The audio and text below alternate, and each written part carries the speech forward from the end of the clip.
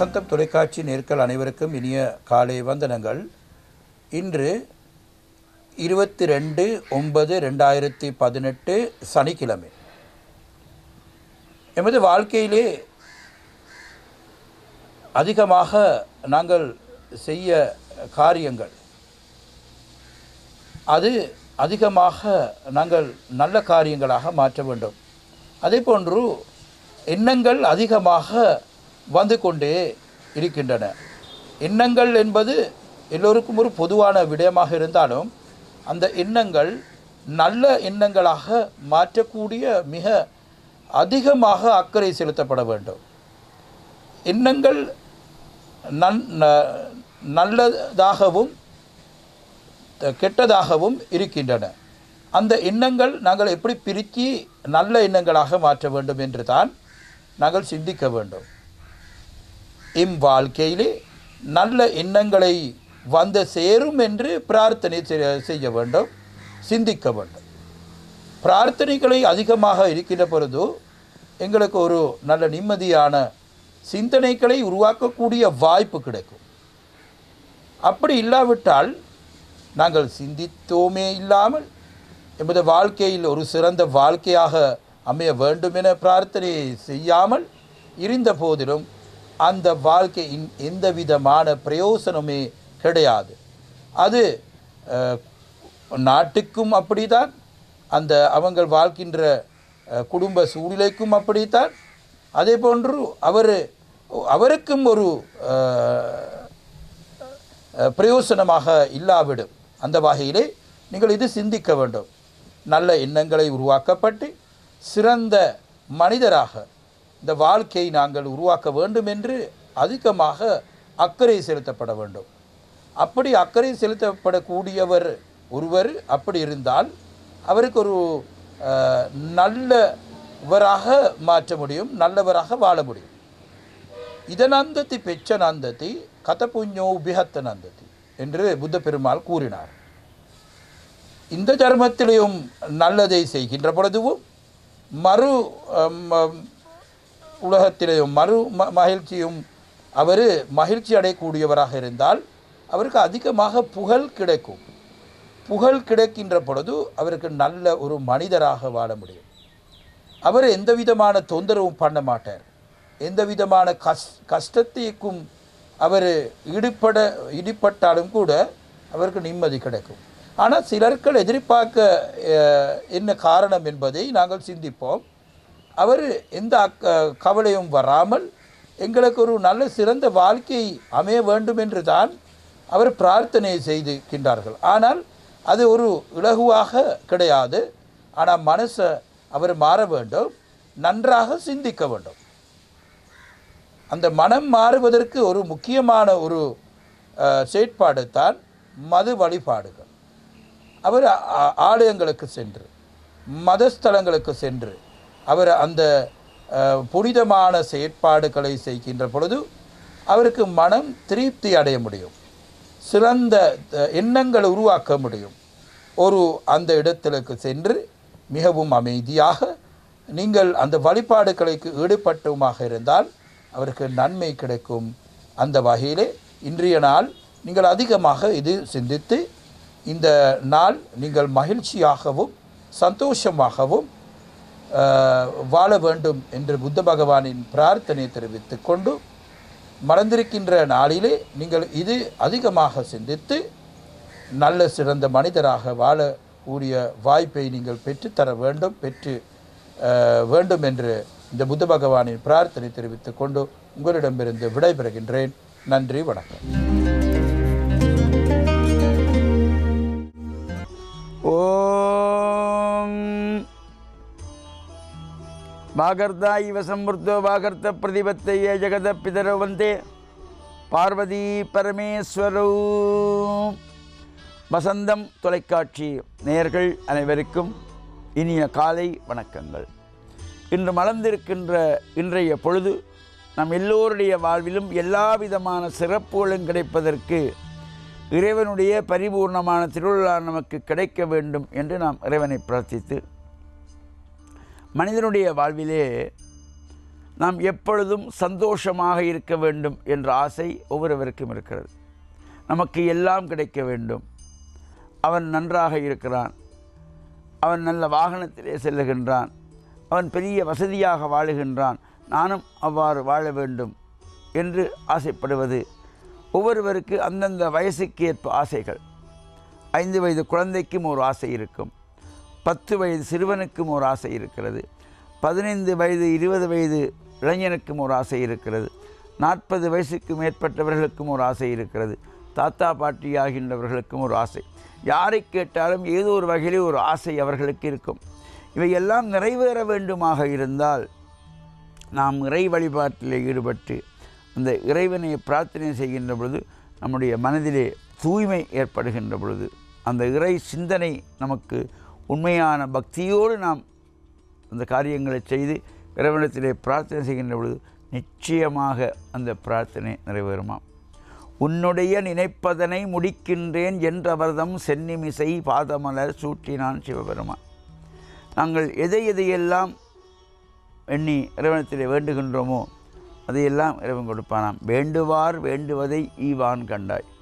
நாம் கேட்கின்றதெல்லாம் பரோபகார சிந்தனைகள் கொண்டதாக நம் வாழ்விலே நல்ல எண்ணங்களோடு இறை நம்பிக்கையோடு செய்யப்படுகின்ற ஒவ்வொரு காரியங்களும் நமக்கு வெற்றியை தருமா. இவ்வாறு நாம் இந்த இறை வழிபாடில் ஈடுபடுகின்ற பொழுது ஆலயங்களிலே பொதுவாக இந்த பாரபட்சங்கள் ஆலயங்களிலே இருக்கக்கூடாது.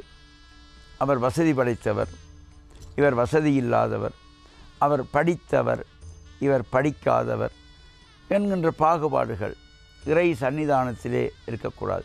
அனைவரும் இறைவனுக்கு முன்னாலே அனைவரும் இறைவனுடைய குழந்தைகள், இறைவனுடைய பூர்ணமான திருவுளை பெறுவதற்காக வந்திருக்கின்றவர்கள்.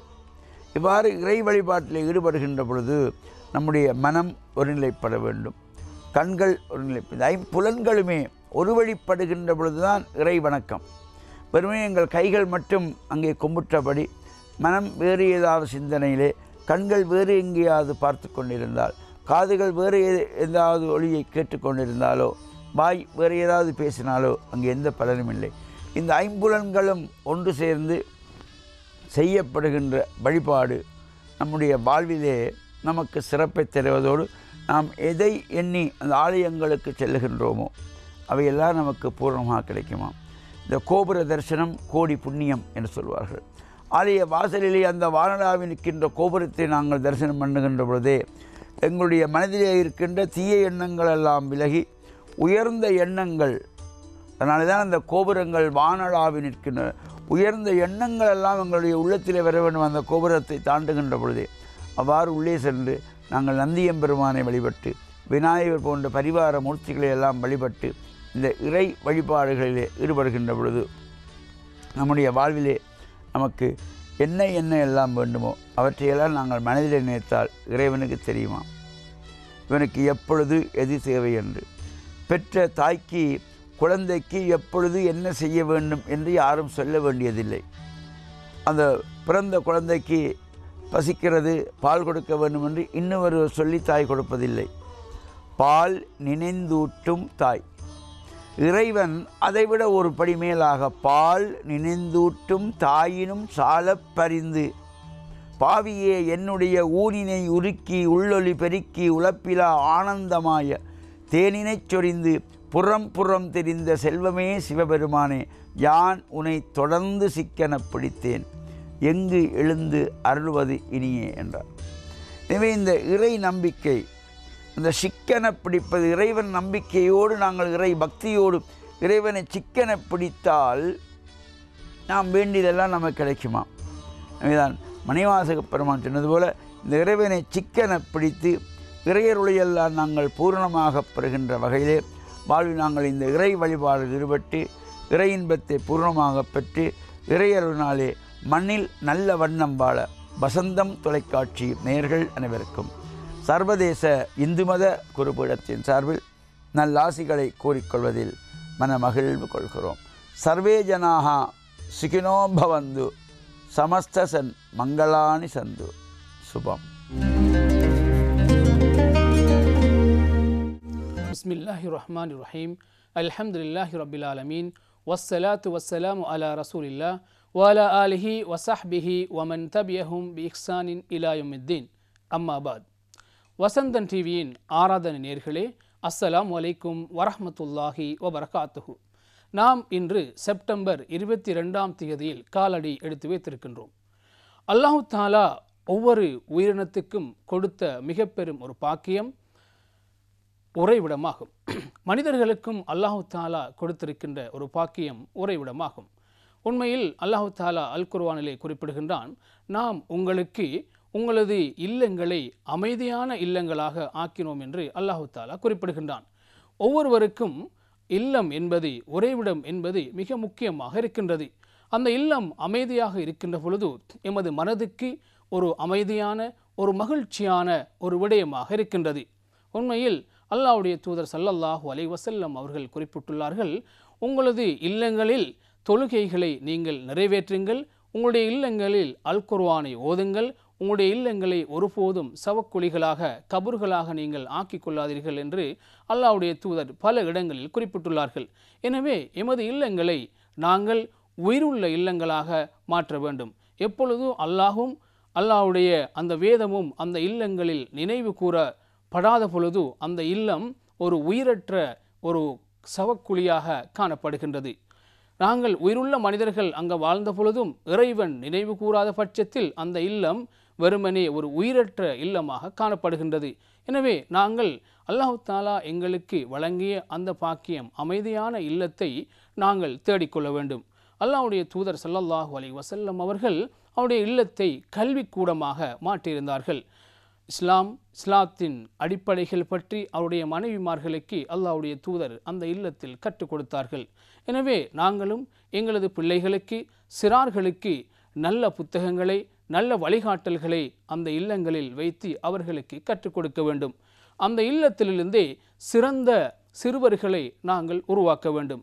எமது இல்லம் சிறப்பாக அமைதியாக இருக்க வேண்டும் என்றால், உண்மையில் நாங்கள் எங்களுடைய வீட்டினில் நுழைகின்ற பொழுது கூட அல்லாஹ்வை நினைவு கூர்ந்ததாக நாங்கள் நுழைய வேண்டும். அதே போன்று எமது வீட்டினுள் இருக்கின்ற உறவினர்களோடு மிக நல்ல முறையில் நடந்து கொள்ள வேண்டும். அவர்களை ஒருபொழுதும் தட்டி கழிக்கக்கூடாது. அவர்களோடு நாங்கள் சிறந்த முறையில் நாங்கள் உறவாட வேண்டும். அதே போன்று எமது குடும்பத்தின் பாதிக்கின்ற விடயங்களிலிருந்து நாங்கள் தவிர்த்து கொள்ள வேண்டும். எமது குடும்ப உறவினர்களை பற்றி புறம் செல்வதோ, கோல் செல்வதோ அல்லது அவர்களை பற்றி தப்பாக மற்ற மனிதர்களிடம் சொல்வதோ கூடாது. இதன் மூலம் எங்களுடைய குடும்பத்துக்குள் பல பிரச்சனைகள், பிரிவினைகள் ஏற்படும். இதனால் எங்களுடைய இல்லம் அமைதியற்ற இல்லமாக மாறுகின்றது. எனவே எங்களுடைய உறவினர்களோடும், எங்களுடைய வீட்டில் இருக்கின்ற அனைத்து சகோதரர்களோடும் நாங்கள் சிறந்த முறையில் நடந்து கொள்ள வேண்டும். அவர்களுக்கு நாங்கள் அன்பளிப்புகளை வழங்க வேண்டும். அவர்களுக்கு நாங்கள் தர்மங்களை கொடுக்க வேண்டும். அவர்களுக்கு சிறந்த வழிகாட்டல்களை நாங்கள் கொடுக்க வேண்டும். அதே போன்று தீமையின் பால் செல்கின்ற பொழுது அவர்களை நன்மையின் பால் நாங்கள் அழைக்க வேண்டும். எனவே எமது இல்லங்களை சிறந்த இல்லமாக அமைத்து அமைதியான இல்லமாக மாற்றுவதற்கு நாம் அனைவரும் முயற்சிப்போமாக. வஸ்ஸலாமு அலைக்கும் வரஹ்மத்துல்லாஹி வபரகாத்துஹு. கிறிஸ்துக்குள் பிரியமான சகோதர சகோதரிகளே, புதியதொரு நாளுக்குள்ளாக வந்திருக்கிறோம். இந்த நாளிலும் கூட ஆண்டவர் உங்கள் ஒவ்வொருவரையும் நிறைவாக ஆசீர்வதிப்பாராக.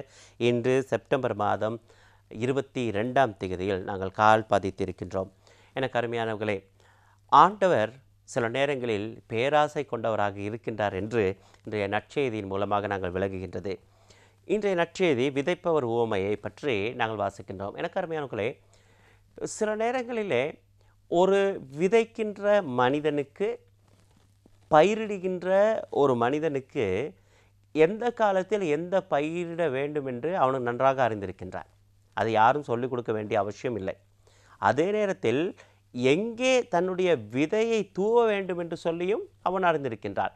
அழகாக பாத்தி இட்டு, அந்த பாத்தியிலே தேவையான அந்த உரங்களை எல்லாம் இட்டு அதை சரி செய்த பிற்பாடு அந்த பாத்தியில்தான் விதைகளை தூவான். இங்கோ இந்த நற்செய்தியின்படி என்ன நடக்கிறது என்றால், கண்ட இடங்களிலெல்லாம் விதைகள் தூவப்படுவதை நாங்கள் பார்க்கின்றோம். இவன் ஒரு சிறந்த ஒரு தொழிலாளியா அல்லது விவசாயியா என்று கேட்கின்ற பொழுது இல்லை என்று தான் சொல்ல வேண்டும். ஆனால் இதை செய்கின்றவர் யார் என்றால் ஆண்டவர். தன்னுடைய வார்த்தையை எல்லா இடமும் தூவுகின்றார், எல்லா இடத்திலும் அவர் பரப்புகின்றார். அப்படி என்றால் ஒரு விவசாயி அழகாக அமைக்கப்பட்ட அதற்கென்று வடிவமைக்கப்பட்ட அந்த இடத்தில் தான் விதையை தூவுகின்றார். ஆண்டவர் அப்படி அல்ல. அப்படி என்றால் ஆண்டவர் சொல்ல வருகின்ற விடயம் என்னவென்றால், சில நேரம் மனிதர்கள் எல்லாம் பார்ப்பது அழகான விடயத்தை, மனிதர்கள் பார்ப்பது தங்களுக்கு தேவையான நபர்களை, தனக்கு பிடித்த விஷயத்தை மாத்திரம் பார்த்து அவர்களோடு மாத்திரத்தான் உறவு. ஆண்டவர் அப்படி அல்ல. பொதுவாக எல்லோர் மீதும் அன்பு கொண்டிருக்கின்றார், எல்லோருக்கும் தன்னுடைய அழைப்பை கொடுக்கின்றார், எல்லோருக்கும் அவருடைய வார்த்தையை கொடுக்கின்றார். ஏனென்றால் எல்லோரும் அவருடைய மகனாக மகளாக வாழ வேண்டும் என்பது ஆண்டவருடைய பிரியமாக இருக்கிறது. எனக்கு அருமையானவர்களே, இதை தான் ஆண்டவர் இந்த நற்செய்தியிலே விளங்கப்படுத்துகின்றார். அவர் சொல்கிறார், நான் எல்லா இடத்திலும் என்னுடைய வார்த்தையை கொடுத்திருக்கின்றேன். சரி, இப்போ அந்த வார்த்தை வளமாக அந்த பயன் தராமல் போவதற்கு காரணம் என்னவென்றால், முளைக்காமல் இருக்கின்ற பிரச்சனை அல்ல. எல்லா விதைகளும் முளைக்கக்கூடியது. ஆனால் முளைத்தெழும் பொழுது நடைபெறுகின்ற ஒவ்வொரு காரியங்களும் அதை முற்றாக அழித்து ஒழித்து விடுகின்றது. எங்களுடைய வாழ்க்கையிலும் வசனத்தை கேட்போம், தியானிப்போம், நாங்கள் வாழத் தொடங்குவோம். ஆனால் வாழத் தொடங்கும் பொழுது ஏற்படுகின்ற சிக்கல்கள், பிரச்சனைகள், பொருளாதார நெருக்கடிகள், கடன் தொல்லைகள், இப்படிப்பட்ட நேரங்களில் என்ன நடக்கிறது என்றால், ஆண்டவருடைய வார்த்தையை விட மற்ற விடயங்கள் மேல் என்று அதன் பின்னால் ஓடிவிடுகின்றோம். இங்கே வார்த்தை அப்படியே பட்டு போய்விடுகிறது. எங்களுடைய வாழ்க்கையிலே ஆண்டவருடைய வார்த்தையை கேட்கின்றோம், அந்த வார்த்தையின்படி வாழ்கின்றோமா, அல்லது ஏதோ உலக சார்ந்த விடயம் எங்களை தடை பண்ணி கொண்டிருக்கின்றதா, தடை போட்டு கொண்டிருக்கிறதா, அந்த உலக சார்ந்த விடயத்திலிருந்து விட்டுப்பட முடியாமல் நான் சங்கடப்பட்டு கொண்டிருக்கின்றேனா? இன்றைய நாள் நாங்கள் சிந்திப்போம். எங்களுடைய வாழ்க்கையிலே ஆண்டவருடைய வார்த்தையை நாங்கள் தியானித்தோம் என்று சொன்னால், வார்த்தையை வாழ விட்டோம் என்று சொன்னால், எங்கள் குடும்பத்தில் அதை பற்றி நாங்கள் கதைத்தோம் என்று சொன்னால், அந்த வார்த்தை வாழ்வு கொடுக்கும். இயேசு பேசிய ஒவ்வொரு வார்த்தையும் ஒவ்வொரு வாழ்க்கையாக மாறியது. எனக்கு அருமையானவர்களே, எங்கள் குடும்பங்களில் உள்ள எல்லா சங்கடங்கள், எல்லா பிரச்சனைகளையும் அவர் பாதத்தில் வைத்து அவருடைய வார்த்தையை தியானிக்கின்ற பொழுது அந்த சங்கடங்களை எல்லாம் போக்கி ஆண்டவர் புதிய வாழ்க்கைக்குள்ளாக வழி நடத்தக்கூடியவராயிருக்கிறார். இன்றைய நாளில் இதற்காக விசேட விதமாக நாங்கள் ஜெபிப்போம். ஆண்டவரே, அந்த வார்த்தை வாழ்வாக மாறும் அளவுக்கு என்னோடு இருந்து என்னை வழிநடத்தும் என்று சொல்லி ஆண்டவரிடத்திலே கேட்போம். ஆண்டவர் உங்கள் ஒவ்வொருவரையும் நிறைவாக ஆசீர்வதிப்பாராக. ஆமென்.